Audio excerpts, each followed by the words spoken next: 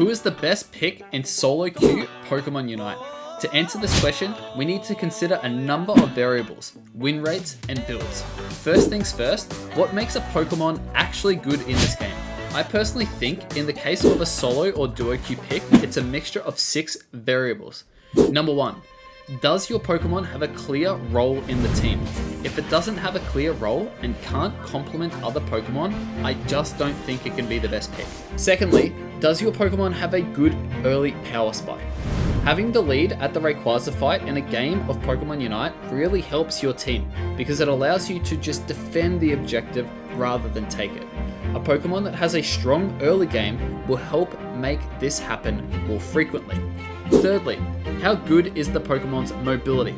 Oftentimes in SoloQ and in DuoQ, you need to remove yourself from tricky situations, mostly because your team will fail to follow up on a good engage, or the enemy team will play very unorthodox, which may surprise your positioning.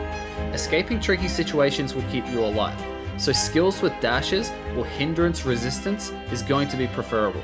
Number 4, some form of area of effect or AoE damage, whether it be a skill, an auto attack, or a Unite move.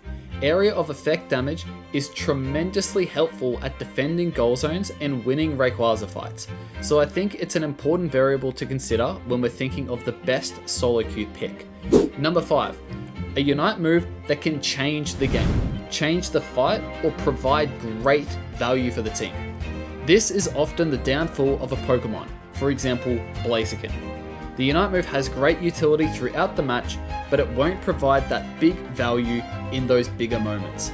And finally, a Pokemon that can secure objectives or heavily zone other Pokemon from securing objectives. Because after all, objectives and securing win matches of Pokemon Unite.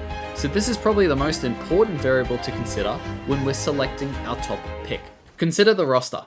Before we even get into the variables and go through the process of elimination, there are Pokemon that are just going to be culled right from the word go. If a Pokemon has had a consistently below 50% win rate, then I just don't think it can be considered the best pick for SoloQ. So with this in mind, goodbye Aegislash, Ninetales, Azumarill, Cinderace, Comfey, Delphox, Gengar, Greninja, Gyarados, Meowscarada, Sableye, Scizor and Scyther, Talonflame, Urshifu, Venusaur, and Zeraora. If, of course, we also exclude our X licenses, Mewtwo Y, Mewtwo X, and Zacian will also be on the chopping board. This leaves us with just these 43 Pokemon. Okay, first variable to consider, a balanced team. Most of our Pokemon fit a role. Assassins, tanks, supports, mages, brawlers, snipers, etc. However, we have a few picks that just don't cut it. For example, Charizard and Duraludon, they need the jungle. Please do not attempt to convince me that you can lane with these Pokemon and that they are the best SoloQ Pokemon in Unite. There is no way that they are the best jungling Pokemon, let alone the best Pokemon in SoloQ, so Charizard and Duraludon, goodbye. Greedent is a little bit tricky because he kind of doesn't really have a role in the team. 40 Pokemon remain and we've got 5 variables to consider. The next thing is we want to win early. Dare I say, Dragonite, Garchomp, Goodra, Machamp, Mamoswine, and Tyranitar have power spikes that are just a little bit too late in comparison to the other strong meta picks. I'm not saying these Pokemon are bad, we especially saw phenomenal usage of Garchomp and even Garchomp being banned in competitive matches. But for the typical solo and duo Q games, level 5 for a mini power spike and level 8 and 9 for their skills is just a little bit too late. So that's 6 more Pokemon, leaving us with only 34. On to the third variable, which is good mobility. Now, considering this is a channel mainly for beginners and intermediate players, I already know that the experienced players are going to get annoyed with a couple of these culls. Blissey, Mew, and Mr. Mime are Pokemon that I would say have poor mobility if, and this is a big if, you don't know how to play these Pokemon really well. Blissey has a passive ability which inherently gives you mobility out of bad situations.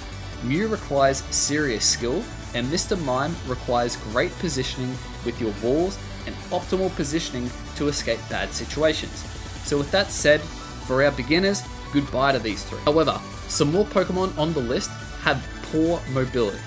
Buzzwole, Chandelure, Eldegoss, Gardevoir, Glaceon, Metagross, Pikachu, and Wigglytuff. I'm not saying any of these Pokemon are bad.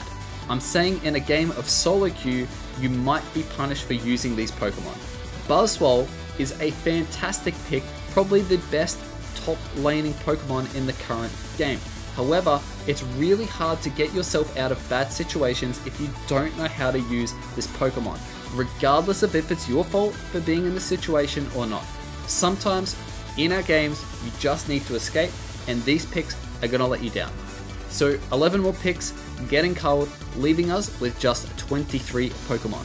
Now our next thing to consider is skills with AoE damage. Honestly, all of these Pokemon have great use of AoE skills, so I'm going to move on to the next variable, which is a good Unite move. A Unite move that is pivotal.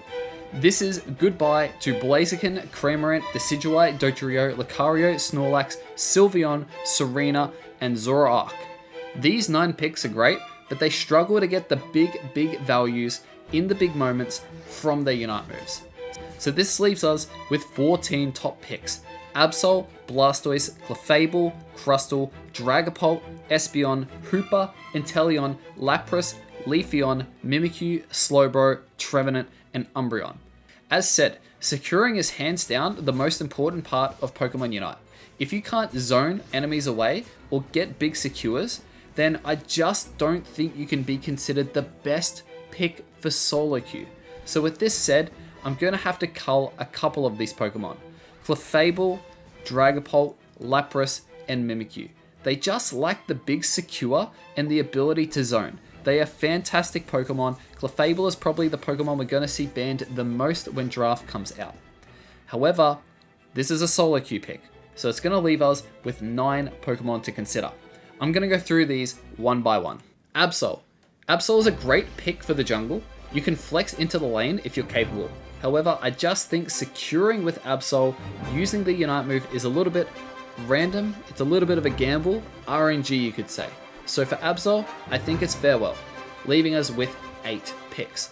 Blastoise is a fantastic Pokemon. Awesome skills, great abilities, can heavily zone enemies, and has multiple builds. Blastoise for me is an absolute top tier pick, so we'll move on with Blastoise. Crustle is an amazing pick, however, you're going to lack the ability to heavily zone with this Pokemon. You can use your Rock Tomb to launch off some great walls, and in a team fight and in the right team composition, Crustle is an amazing Pokemon to use. However, for Solo Q and Duo Q, it's going to be a no from me. Espeon. This is a tough one. While Espeon's really easy to use, very beginner friendly, and honestly has fairly good secure with Psybeam, you're very limited because you can really only play in that bottom lane role. I do think you can zone and you can secure decently with Espeon, so I'm going to move forward with Espeon. Hooper is unfortunately just too complex for the majority of players to understand.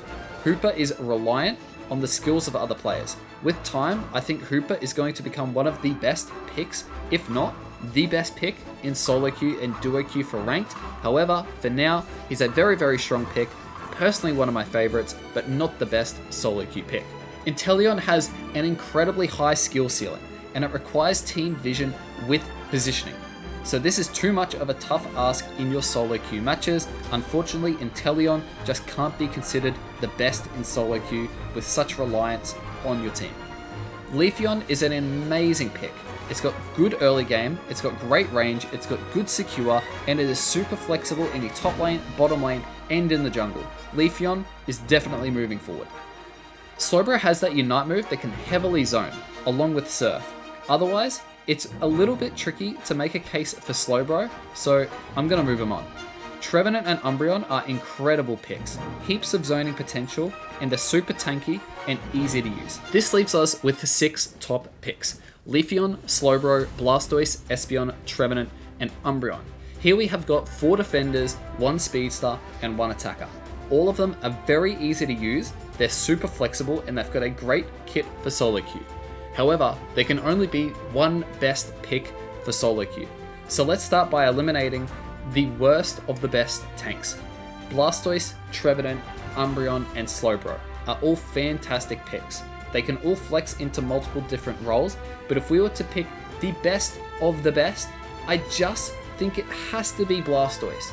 It can be a tank in the bottom lane, and it can also top lane carry. It can push farm away, it's got a level 7 evolution, it's viable with an experience share, and it's got a Unite move that has so much area of effect and so much stun at the Rayquaza fight, it's just too hard to make a case away from Blastoise. You can pick different skill sets depending on enemy matchups. The more you learn about Blastoise, the better this Pokemon really is. So I think this is going to leave us with a top 3 from 3 different classes. Blastoise, Leafeon, and Espeon. From here, it's a tough call. All 3 of these Pokemon have got good zoning potential, they've got great secure, they can do a large amount of damage, they can zone enemies away, and they are fantastic at the big fight moments. I think though, Espeon fits as our bronze medalist.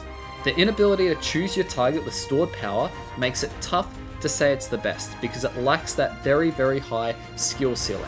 Alongside, you can only take Espeon to the bottom lane, so that lack of flexibility in your build I think fits Espeon as a great pick, makes the podium, but finishes off at 3rd.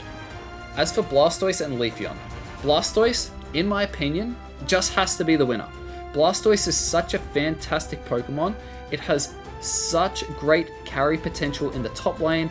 Blastoise will be the best Pokemon to draft when draft comes to ranked. You can displace the farm to help your team secure. The Unite move is just game changing, and Rapid Spin into the right team composition is just obnoxious. The Surf Hydro Pump combos can CC lock enemies for an entire full health to death combo. With everything said, Blastoise has to be the best solo queue Pokemon in Unite. It has everything and more, and it's only going to be amplified more and more in draft mode, leaving Leafeon in 2nd place and Espeon in 3rd place. If you made it to the end, let me know if you agree with this podium, or let me know if you think there are any changes or uncalled for biases in this video. And be sure to check out the Blastoise guide that's going to be popping up on the screen. So what are we waiting for? Go on, go learn Blastoise, pick it up, win some games. It's the best Pokemon in solo queue.